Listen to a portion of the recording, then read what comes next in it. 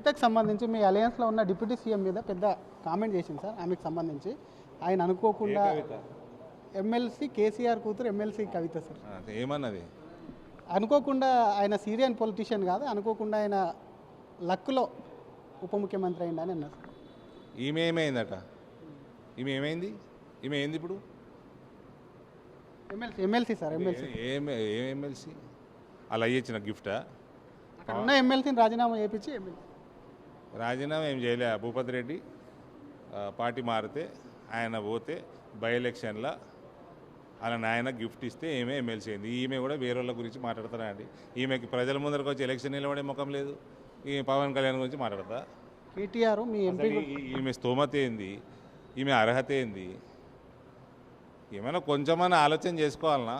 వీళ్ళు మతి స్థిమితం ఉండే మాట్లాడతారా? అన్నీ మన నార్మల్ సెన్సెస్లోనే మాట్లాడతారా? లేకపోతే వీళ్ళు అన్నట్టు ఏమైనా ఉందా?